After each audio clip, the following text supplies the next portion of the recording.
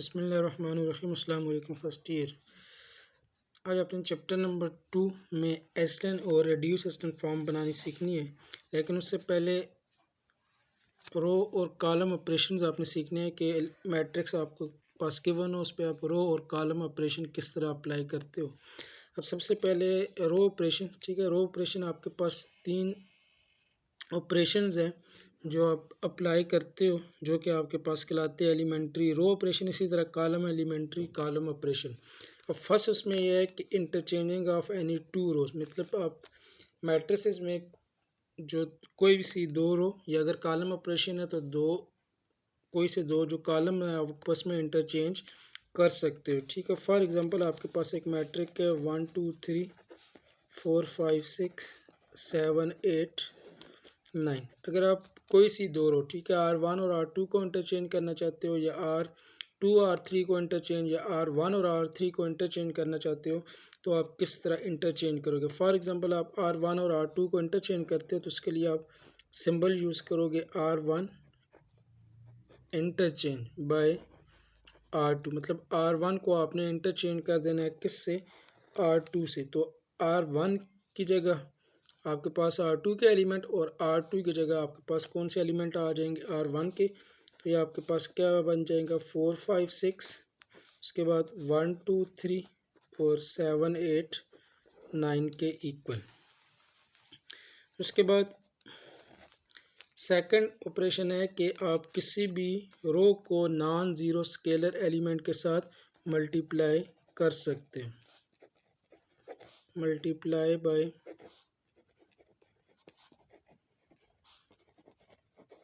Non zero scalar element, ठीक है। For example ये आपके पास मैट्रिक है 1 2 3 4 5 6 7 8 9। अब आपको किसी रो या कॉलम, ठीक है, कॉलम ऑपरेशन में भी कर सकते हो इसको। अगर आपने नॉन ज़ीरो स्केलर एलिमेंट के साथ मल्टीप्लाई करना है तो किस तरह मल्टीप्लाई करोगे। फॉर एग्जांपल आपके पास जो फर्स्ट रो है उसको आपने मल्टीप्लाई करना है 1 के साथ, 2 के साथ, 3 के साथ, up to so on.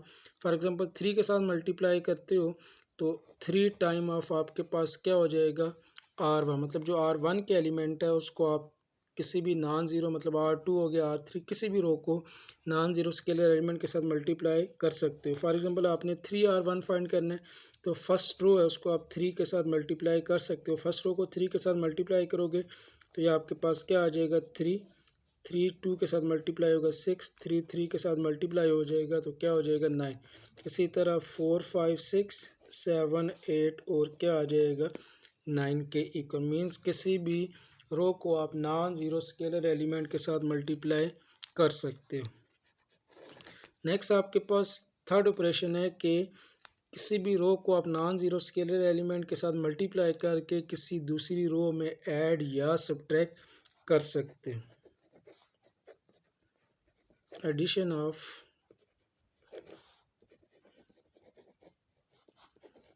Any multiple of one row to another, मतलब किसी भी रो को नॉन ज़ीरो स्केलर एलिमेंट के साथ मल्टीप्लाई करके दूसरी रो में ऐड या सब्ट्रैक्ट कर सकते हो। फॉर एग्जांपल ये मैट्रिक था आपके पास 1 2 3 4 5 6 7 8 9।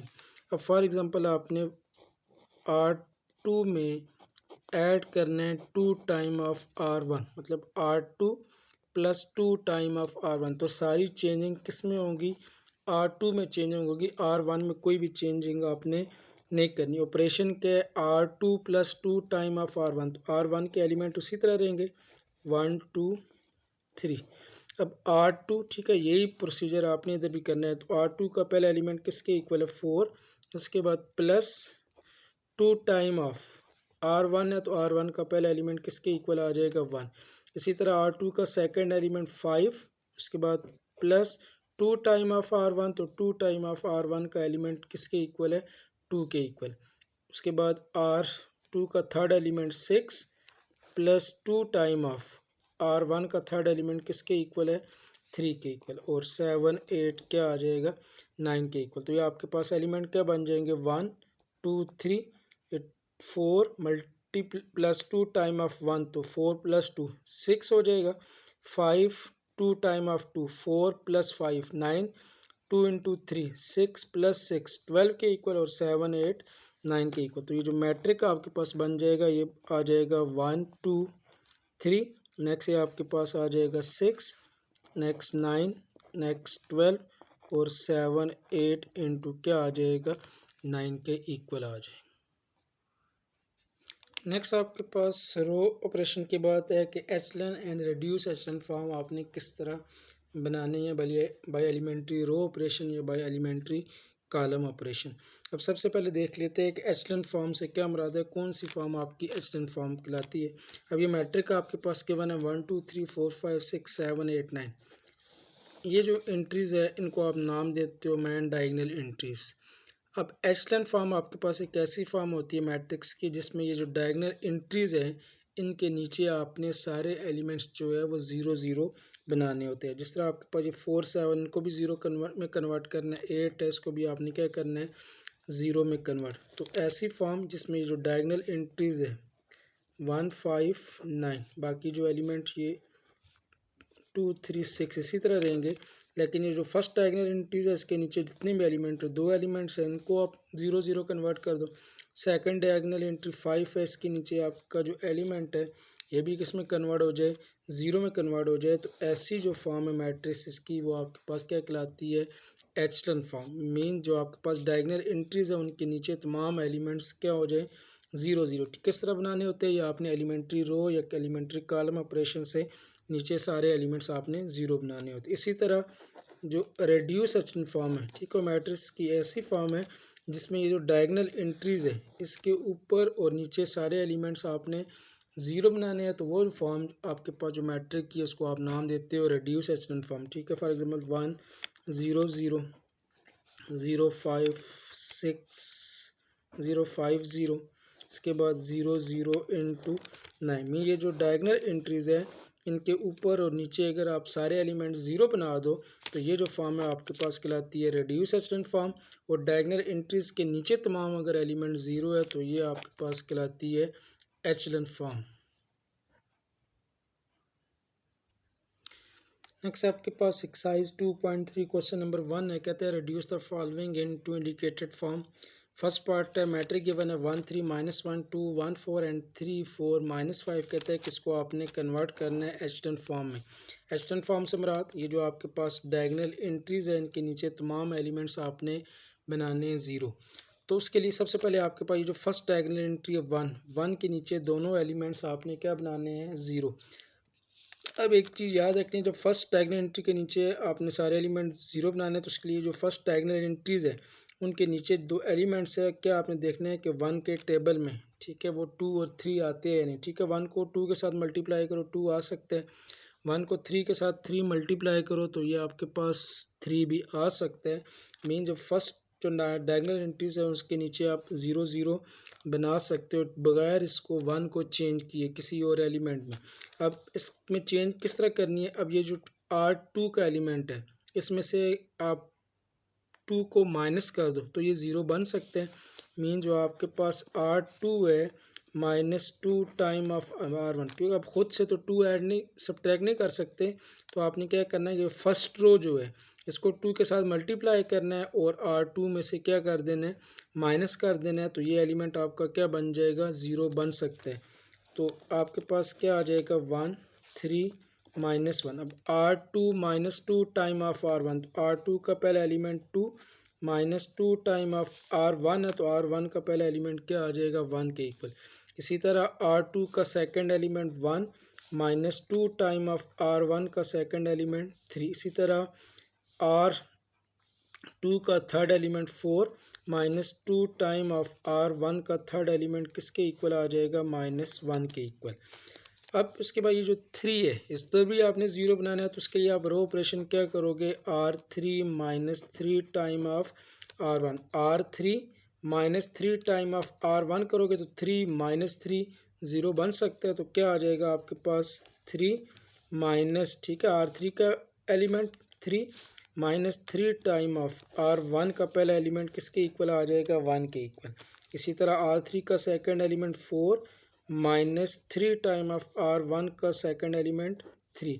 इसी तरह R3 का third element -5 -3 time of R1 का थर्ड एलिमेंट किसके इक्वल आ जाएगा, -1 के इक्वल। इसको अगर आप सिंप्लीफाई कर लो तो ये आ जाएगा 1 3 -1 2 -2 0 1 -6, तो ये आपके पास आ जाएगा -5 4 + 2, ये आ जाएगा 6 के इक्वल। 3 -3 0 4 -9, तो ये आपके पास आ जाएगा -5।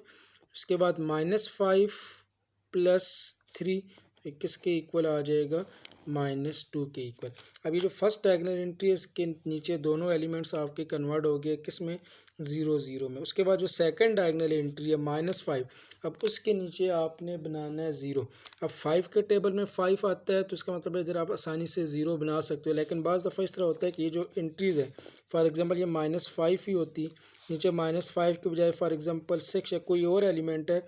अब -5 के या 5 के मल्टीपल में 6 नहीं आता, तो फिर इसका मतलब है कि इधर सेकंड ये जो डायगोनल एंट्री के नीचे एलिमेंट है इसको आप 0 आसानी से नहीं बना सकते। तो फिर उसके लिए आपने क्या करना होता है कि जो -5 है इसको आपने कन्वर्ट करना होता है किस में, 1 में, क्योंकि 1 के टेबल में 6 आता है तो फिर 5 की जगह आपने बनाना होता है 1। लेकिन जब 5 है, 5 के टेबल में 5 आता है तो फिर इधर आप बेशक 1 ना भी बनाओ। लेकिन अगर फॉर एग्जांपल ये 5 नीचे ऐसी वैल्यू आती है जो कि 5 के टेबल में ना हो, या कोई भी इधर वैल्यू फॉर एग्जांपल 2 है, नीचे 3 है, अब 2 के टेबल में 3 नहीं आता, तो इधर फिर आपको ये जो 5 है इसकी जगह अगर फॉर एग्जांपल 2 आता है फिर इसको आपने इधर 1 बनाना होगा। इसी तरह 3 2 आ जाए, इधर 3 और नेक्स्ट इधर क्या आ जाए 2। अब 3 के टेबल में 2 नहीं आता तो फिर आपको इधर 1 लाजमी बनाना पड़ेगा। अब उसका मेथड क्या होता है, फॉर एग्जांपल इधर आपने 1 बनाना है तो आप सेकंड रो है उसको -1/5 के साथ मल्टीप्लाई कर लो। अगर 2 आता है तो 1/2 के साथ मल्टीप्लाई, अगर इधर 5 की जगह 3 आता है तो उसको आप 1/3 के साथ मल्टीप्लाई करके दूसरी रो में ऐड या सब्ट्रैक्ट करके आप 0 बना सकते हो। लेकिन जब -5 है, 5 के टेबल में 5 आता है तो उधर बेशक आप 1 ना भी बनाओ, इधर आप 0 बना सकते हो। अब ये -5 इसको जब ऐड करते हो तो ये आपके पास -10, लेकिन -5 माइनस इंटू -5 करते हो तो -5 + 5 = 0, तो ये एलिमेंट 0 बन सकते हैं। तो रो ऑपरेशन क्या होगा, R3 - R2 means R3 - R2। अब ये 1 3 -1 फर्स्ट रो इसी तरह रहेगी, सेकंड रो 0 -5 6 ये भी इस तरह रहेगी। अब R3 - R2 है तो R3 का पहला एलिमेंट -R2 का पहला एलिमेंट, उसके बाद R3 का सेकंड एलिमेंट -5 -R2 का सेकंड एलिमेंट क्या आ जाएगा, -5 के इक्वल। उसके बाद R3 का थर्ड एलिमेंट -2 -R3 का थर्ड एलिमेंट किसके इक्वल आ जाएगा, 6 के इक्वल। सो सिंप्लीफाई कर लो तो 1 3 -1 0 -5 6 0 -5 +5 तो -5 + 5 0 और -2 और -6 किसके इक्वल आ जाएगा, -8 के इक्वल। अब ये जो डायगोनल एंट्रीज़ है इसके नीचे सारे एलिमेंट्स आपके कन्वर्ट हो गए 0 0 में, तो ये आपके पास इसकी कौन सी फॉर्म आ जाएगी, एचलन फॉर्म।